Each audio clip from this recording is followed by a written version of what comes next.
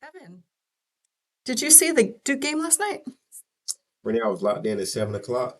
I think we won by about 25, 30 points. So it was a good start of the season for me. How long have you been a Duke fan? I was born and bred in Durham, so going on about 35 years now. Wow, it sounds like are they going to have a good season this year? I have title hopes for us, so that means there's going to be a lot of excitement and emotions in our house. Usually, if I don't have title contentions, I'm a little bit calmer throughout the year, so it's going to be a up and down one for the household this year. It sounds like they have some good coaches. Yeah, I kind of like to model my financial coaching style from the former Coach K, where I lead you in the right direction, but I can be tough when I need to be.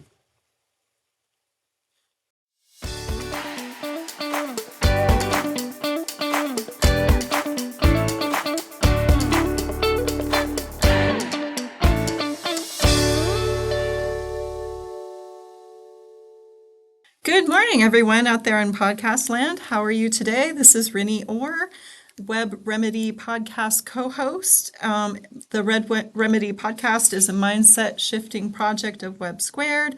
Our audience is mostly our entrepreneurs. We engage in conversations that are about the entrepreneurial mindset, the challenges we face as entrepreneurs, and the way we can react to these challenges. I have the good fortune of sitting down today with Evan Springfield-Cobb, who is a Edward Jones financial advisor. Is that right? Planner? Yep. Good morning, Renee. Good morning. And Evan is also a founding member of WEBB Squared, which is our nonprofit here in North Carolina. And Evan, I'm so happy that you're here and that we're going to be talking about some things I think are important to entrepreneurs. But before we begin, why don't you just give me a little bit about your journey into entrepreneurship and how did it lead you to becoming a financial planner? Yeah, Renee. So that's a very interesting question in regards to my journey into entrepreneurship. I would say it probably started back in the early 2000s when I was in high school. Me and a group of my friends, we decided that we wanted nice things, but didn't necessarily want it to bother our parents with asking them to finance those things. So we pretty much decided to sell snacks and breakfast food during school hours. So we'd go to Costco's or the food line around the corner and grab sodas, snacks, and whatever, and bring them in gym bags and decide to sell them in school. So we did that on a daily basis. By the end of the week, we had enough money to kind of fund our things that we wanted without having to burden our parents of that financial addition to what the things they already had going on. So that's kind of what got things started. And from there, we actually moved into entertainment, believe it or not. So what I mean by that is during our junior and senior year of high school, we actually used to throw parties for our friends. So now that I think about it, I'm not sure how we actually did this from uh, getting police, getting security, renting DJs, renting event spaces. So we did that about twice a month. We'd all split the costs and then we split the profits as well. So splitting the costs, it made it easy for the setup. We already had a good reputation in the city, so the crowd was always there. And I think that's, now thinking back on it, how I got my first taste in being an entrepreneur and kind of, funding the things that I wanted to see in my life. That's great. It sounds like a lot of that was informal entrepreneurship. When did you first become a formal business owner? Yeah, so I became a business owner, Rennie, I would say right after COVID. Okay. I got my start in finance at Fidelity, where I was pretty much working with workplace plans, 401k, retirement accounts, and things of that nature. Then I just decided I didn't want to do that anymore. Didn't know what I really wanted to do after that. So I took about 18 months off, doing a little bit of things from Amazon to substitute teaching. Um, and during that time frame, Rennie, I actually developed a curriculum for kids between the ages of 11 and 15, getting the things that I didn't get when I was growing up that I felt would have made me a better citizen in society if I would have known these things prior. And this was a curriculum around financials and money mindsets, right? Yep. So thinking about different topics like taxes, budgeting, real estate, lifestyle choices, investing, things that they don't teach in the school system, but if you knew these things as whether you graduated directly from college and going into the graduated directly from high school and going to the workforce, or if you went to a university or college and kind of got a degree and then went on there. So that's what I did between my time at Fidelity and when I actually started my entrepreneurial endeavor with Edward Jones. They do give us the administrative backing, but we're pretty much our own entity. So I run my branch in Morrisville, kind of how I see fit, as far as taking on clients and things of that nature, which was a very tough change at the beginning from having a 9 to 5 where you know when you're going to go into work, you know exactly what you're going to do every day, and you pretty much get an outcome. With changing into the entrepreneurial spirit of running my own branch, it was a lot different. I go to work every day. I had to set my own schedule. I had to be my own boss. I had to be my own accountability partner, which was a lot different than showing up and kind of doing the tasks that someone was asking you to do. So I would say it does give you the flexibility and the freedom when it comes to your time, but it's also very challenging in regards to the mindset of, okay, if I don't make this happen, it's not going to happen. So that's great. You're talking about mindset. What does the phrase entrepreneur mindset mean to you? Oh, that's a loaded question, really. Um, when I hear entrepreneurial mindset, the first thing I think about is tough. Because you see all the free time, you see all the products and the services that entrepreneurs offer, but what you don't see is the hard work, the preparation, the resources, the research that they had to do to bring that service or that product to you. So when I think about the entrepreneurial mindset, I think of faith, not knowing what's going to be on the other end of the tunnel, but doing it anyway. Stick to itiveness, because once you actually get started, you're not going to see the fruits of your labor right then. So you kind of have to trust the process and say, okay, I believe in this. I believe what I'm offering to the community is of value, and just continuing to stay the course, which is tough sometimes because when you don't see the things that, or instant gratification, I would say that, which is a huge thing that this generation likes, is tough to say, all right, I'm gonna put in this work for 6 months to a year, but I may just be barely breaking even and keeping the bills paid. So when I think of entrepreneurial mindset, you kind of have to take a step back from the end result and more so enjoy the journey or the process of getting there. And as a financial advisor, how important is talking about money? Are there any particular money mindsets that entrepreneurs should maybe think about adopting as they create and build their businesses? Yeah, I mean that's also a good question. I would say that in two different fashions. One, organizing your money, because I know a lot of entrepreneurs or people that are just starting their business like to commingle their personal and business assets, which makes it tough to segregate those as the business grows.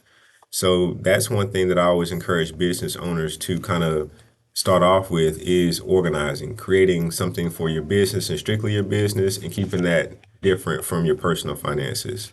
I know that could get you into trouble during tax season and stuff too, right?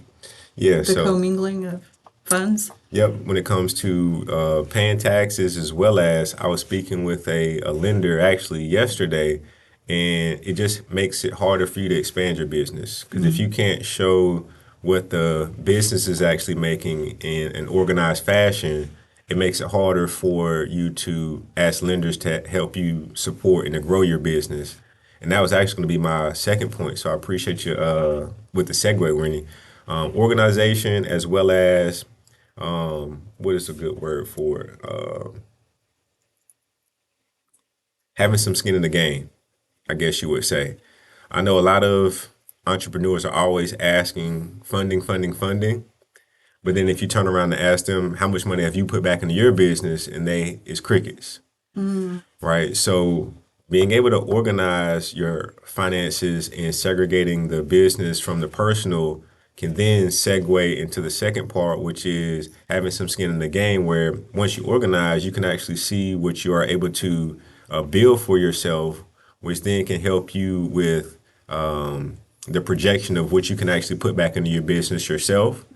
And once you start putting in your business yourself, to me as a finance professional, that's showing me that you believe in your business. That's showing me that you have skin in the game. So when it comes to lending opportunities, that's also a great aspect to have, is that organization, so that you can grow your business in that second lane as well.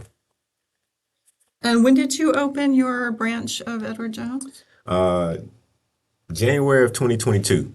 Okay, so you're still kind of in, infant stage of business development. Yep. So it's definitely a change in regards to the financial structure of working for Fidelity, and them kind of spoon feeding me all of my leads and all of my clients and things of that nature.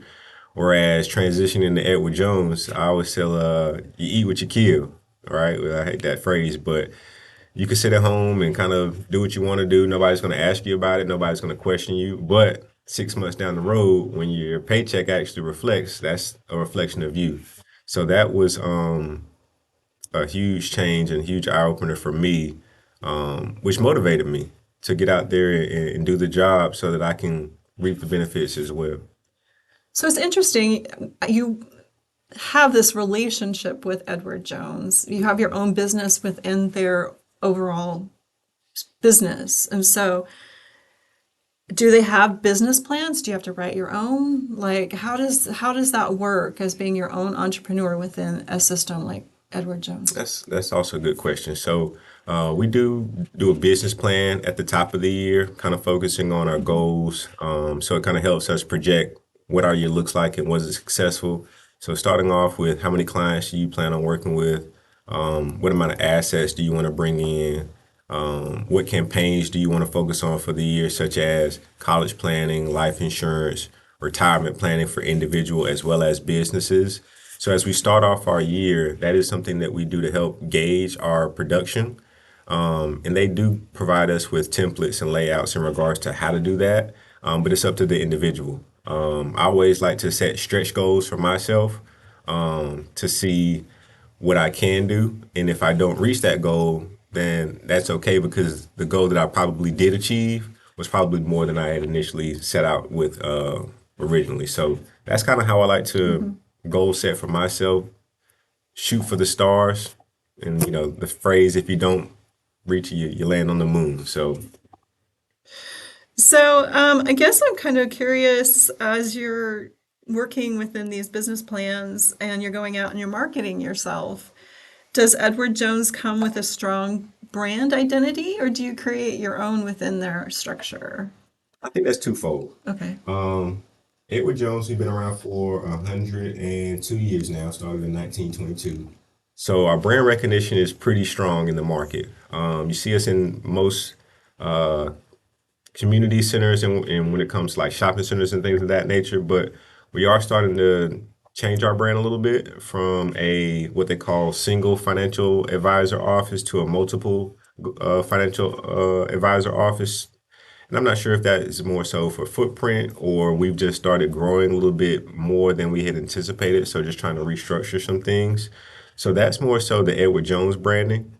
And just recently, I think we've came out with one of the best commercials that I've ever seen, which is "What is your rich?" And it helps me actually relay that over to my clients is, what is your rich? What does that mean to you? Because it's not a dollar amount. It's what do you want to see in your life, and how can we help you get there? Whether it's retiring early, whether it's sending your kids through college, whether it's sending your kids through college, helping an individual define what their rich is helps us align with what goals they have and how we can actually help them. So that's Edward Jones brand. But the clients don't buy Edward Jones brand. They buy the person that they're sitting across from. So me, Evan Springfield-Cobb, I like to look at my brand as someone who is focused on women investors, minority investors, educators, and former military. that's kind of where I find that I have the most passion for people, just based on people that I've grown up with, interacted with, and just who I find may be underserved. And I want to be the change that I want to see. So, with working with that demographic of women, minorities, educators, and former military, I feel that that gives me the opportunity to help the folks that I find that need the most help. So, not sitting in the seat to make as much money as possible, but to help as many people as possible in the service business, because the more people I help, the more I can help myself. That's great, Evan. I'm just wondering, like, you have this strong calling to work with certain populations of people. Where would you go to take yourself out into the community to find them? So, I typically like to make it organic. So, church events, networking events, vending shows. And to be honest, Rennie, most of my clients come from me being in the right place at the right time. So I may be speaking at a church about scholarships, and somebody will come up to me and say, "Hey, Evan, I've been thinking about doing this for many years, but I've never knew who to actually talk to. And it seems like you're a pretty uh,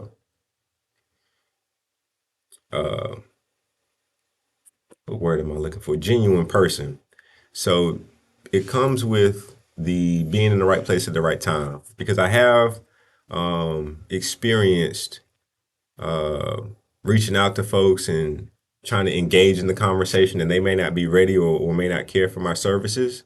And they may appease me by providing me with their contact information and taking my call at one point in time, but it never really matures into anything. So I find that I'm finding most of my clients being in the right place at the right time, and they've had that need and they've had that want, but they never know who to actually reach out to find the help them with those services. Because a lot of people are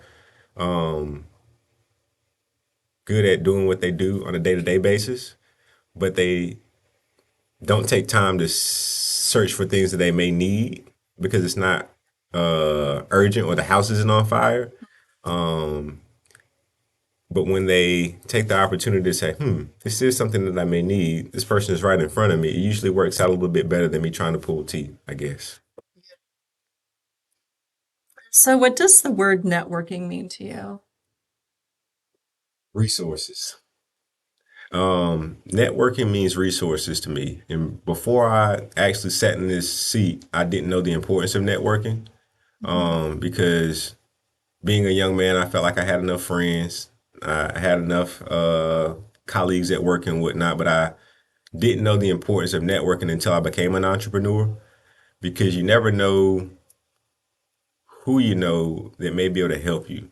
And it doesn't have to have anything to do with a dollar amount, but more so, hey, Evan, I know this person who is the business owner of a 100 employee business operation. Or, hey, Evan, I know somebody who works in lending that could maybe help your clients with their small business opportunities where now I have 3 or 4 people that I can connect entrepreneurs with to talk about lending opportunities. And that's not going to help me, right? But the more people I know, the more resources I have, the more I can actually help utilize those for, the things that I am passionate about. That's great. So, you said you started officially your business in 2022. Is that right? How this is the end of 2024. How are things progressed? How does it look different from when you first started? And where do you think you want to go in 2025 and 2026? So when I first started in 2022, Renee, I had a lot of changes going on. I just got married. Um, my wife had let me know that we were expecting a son, and we had just went under contract for our home. So the first year was very, very challenging mentally, just because of the unknown. I was doing something new. Didn't have any clients at that point in time, so I was pretty much starting things. You were doing something new across the board. Yeah, yeah, Family, a house, a yeah, business. job, all Wow. that stuff. So it was very challenging. Mindset wise, the summer of 2022, I'll never forget. in regards to just how I was feeling and the pressure I was under. But it was a good thing because it drove me to do things that I was uncomfortable doing. And they always say in order to change, you have to do things that you did differently or do things differently than you did before. So thinking back on it, Randy, 2022 was a really tough year. But I'm glad I did it because you can't buy experience. Time and effort is kind of what you have to put in order for that experience to be fruitful, kind of like the farmer, right? You sow your seeds, you plant the seeds, and then you just wait for them to grow. So 2022 is a really challenging, a lot of changes, but I learned a lot. And 2023 was better, and 2024 has continued to progress. And now I don't have to think so much about doing my job, but I can more so just respond based on the things that are presented to me. So that comes with time and experience, which I couldn't have bought back in 2022. It just had to take time. So feeling a lot more comfortable with my role, feeling a lot more confident in the things that I can actually help people with. And for 2025, I just want to continue to progress in regards to building my clientele, strengthening my brand within the community so that folks know what I do and they can refer me to other folks. Because I find those are the people that you really want to work with. And people refer you because you've done good work for them, which takes time for them to in order for them to feel confident with you, to refer you to someone else, because they don't know what you're going to do for them, right?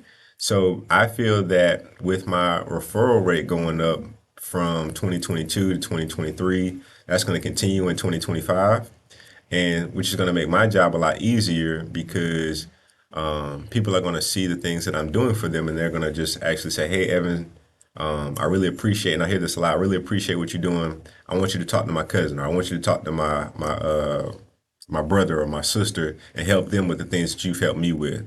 And when I hear that, it's like, okay, you must be doing something right for somebody to be referring your services to somebody that they care about. Because otherwise, when you're talking about people's finances, that's a really touchy subject. And for somebody to refer you to someone else, that means they really trust you. And that means a lot to me. That's great. Do you mind if we pivot just Yeah. for a short moment? What are you thinking? When I first met you, well, let's talk about waffles. Okay. When I first met you, you had another business idea that you were pursuing. Yes. Desserts before dinner. Yes, and it was like dessert waffles, if I remember, Yep. right? Yep. Is that still on the table? It is. I actually talked to my wife about doing some pop-up events during the fall to reignite that passion because that's something I'm also passionate about is baking, and to kind of give the audience a little bit of a background behind the desserts before dinner. If you could think about Cold Stone Creamery, the ice cream shop, that's what the desserts before dinner was focused on. A dessert flavored waffle, chocolate, cinnamon, strawberry, whatever, and then kind of building the toppings on top how you wanted to customize it. So that's one of my secret passions in becoming a dad and becoming a business owner. Some things had to get put on the back burner just based on time. But now that I'm getting more comfortable with those roles, I can now explore my passions a little bit more as well, Rennie. So thank you for changing gears and pivoting to that because my wife's been challenging me to put a date on the calendar to go ahead and do that. So hopefully, I'm gonna say, Rennie, before the end of December. Not going to say November because we're already in November, but before the end of December, I want to have at least 1 or 2 days on the calendar that I can pop up maybe in my neighborhood or some local community event and share my dessert flavored waffles with the people that I work with. Well, be sure to let us know. We'll For come sure. over and I mean, I've been thinking about your waffles for years. I never had one because we talked about it, but I was really excited, but then it just never happened. Well, I'm gonna make it happen for you. Okay. Just a fun, silly question. If you could have any superpower to help you in your business, what would it be and why? When you first asked me this, friend, I thought about this. I guess this one would be not a cheat code, but a mind reader. because I would want to know what they're thinking in order to help provide the best solution possible. Mm. Because a lot of our advice comes from goals that the individual has, but sometimes they don't know how to articulate the goals. And being able to read your mind would make my job a lot easier because I would just pretty much be able to understand what you want and then be able to come up with solutions and opportunities to help get you there. So in my role, I would say being able to read someone's mind would be, I try to do that now, but at the same time, you have to confirm your assumptions. Or you know what the saying, if you don't confirm your assumptions, between me and you. What advice would you give to a new entrepreneur? Hmm. Have faith because you are not going to see the fruits of what you're doing until they've been able to mature or harvest, which may take some time. And you also have a lot of weeds that you have to dig out during that process as well. But also, Rennie, I would say be realistic, which can sometimes be hard for people. And what I mean by be realistic is entrepreneurship isn't for everyone. Sometimes you have to be a part-time entrepreneur in order to fund your dreams and goals. And what I mean by that, Rennie, is sometimes things don't work out how you want them to, and that's okay. If you're an entrepreneur and you've been doing it for, let's say, 5, 10 years, and you may not have made a profit just yet, or you're breaking even every year and not quite sure how you're going to scale those things, then you may want to pivot or change gears. And I don't say that to be a Debbie Downer, but I say that to be a realist, right? You have to be able to fund the dreams that you see that you want for yourself. And with sitting in this seat, I've talked to a couple of clients who were entrepreneurs who did the things that they wanted to do at the moment, but now they're in a position that they can't do the things that they want to at this point because their entrepreneurial endeavors didn't fund the things that they wanted to do on the back end. So that's why I say have faith, because you have to get started somewhere. You can't buy experience. You just have to do it. Trial and errors. You have to do something to figure out what you're not doing right, to figure out what you need to change to. But at the same time, if you're continuing to do the same thing, you've also made changes, but things aren't working out, you need to be a realist with yourself as well. Because the entrepreneurial lifestyle isn't for everyone. It's tough. Yeah. So that would be my two things: would have faith, but also be realistic. I think I just would add something in there. Also, share where you're at with people, not feel like you have to go at it alone because you might be talking with somebody and, there's business coaches and programs out there for entrepreneurs. And if you're trying to go at it alone, you might be missing a whole bunch of advice that could help you move forward and get you out of that, Right. That moment of stuckness. Because whether you guys knew it or not, you guys were at the beginning of my journey. We started WEBB Squared together, but I was more so one of the founding members, but you guys put all the work and all the resources and all the mindset workshops that I attended pretty much every one when I first started. And the folks that weren't at those workshops, they may or may not have gotten the things that I did from those workshops. And I think why I'm still sitting in the seat today because of the mindset that you guys helped me develop of work hard, try your best. Things are going to be hard. You have people to fall back on and discuss these things with, the game plan, and to move past where you're at to flourish where you should be. So I really appreciate y'all for doing that for me, whether you know it or not.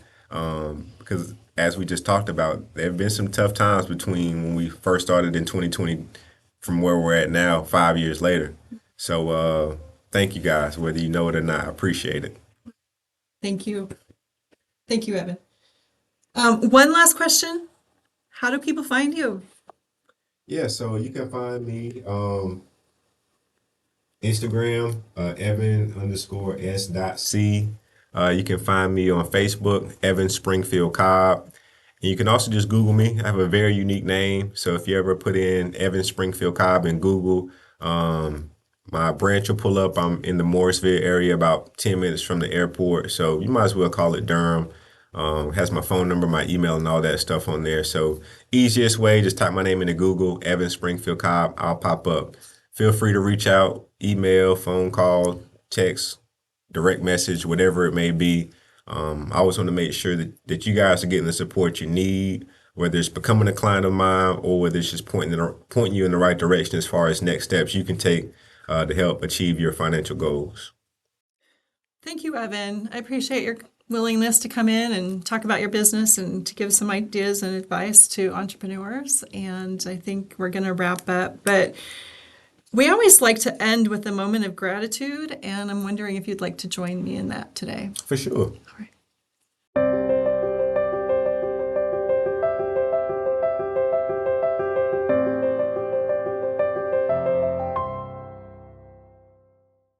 One thing that I'm grateful for that may not have ever came to fruition is meeting Rennie and Stephanie. And the relationship came from a young man that I used to train in basketball. His stepfather was a leader of our cohort on Thursdays that we used to meet During the COVID. pandemic, yeah. Yep, every Thursday at 11 o'clock. And we just developed a relationship that I couldn't have seen 4 years ago. And I appreciate the resources and the direction and the motivation that you guys have provided me. And I just would have never thought that I would be in this seat 4 years ago having this interview with you, Rennie. I was just a regular Joe. Now I'm a board member. I'm a part of WEBB Squared. I'm helping my community. And this is all based on me doing what I love, which was coaching basketball, and this organic relationship developed. So that's one thing I'm grateful for. Dave Gold, this is a shout out to you, man, if you're listening. I think I'm just going to throw it right back at you. I'm so happy that after 4 years, we still know you, that you're still part of our WEBB Squared community, and that you're on our board, and you have this really calm presence. You ask the right questions in the right way, but it's not like being pushy or judgmental. It's just, this is the question. This is how we need to approach things. And I just like the calmness and the almost Zen-like quality you bring to just our organization. So thank you, Evan. Oh, you're welcome, Rennie. And I never thought about that, but I guess that does portray me if you look at it. So that's a perfect description. Keep being Zen. So I think that is a wrap. Again, thank you, Evan, for joining us. And Stephanie's not here today, but she always likes to close us out by saying, our evolution begins with dialogue. Thank you for listening to the WEBB Remedy Podcast, a mindset shifting project of WEBB Squared. Wealth Through Entrepreneurship for Black and Brown Businesses is a North Carolina nonprofit located in Chatham County. We offer incubator accelerator business services to Black and BIPOC entrepreneurs. Our podcast hosts are Stephanie Terry and Rennie Orr, the co-founders of WEBB Squared. We realize that building an ecosystem of support is critical to achieving our mission. Your donation to WEBB supports the podcast, WEBB's coaching services, and the promotion of the businesses and entrepreneurs we serve. To learn more about WEBB Squared, please visit our website at webbsquared.org.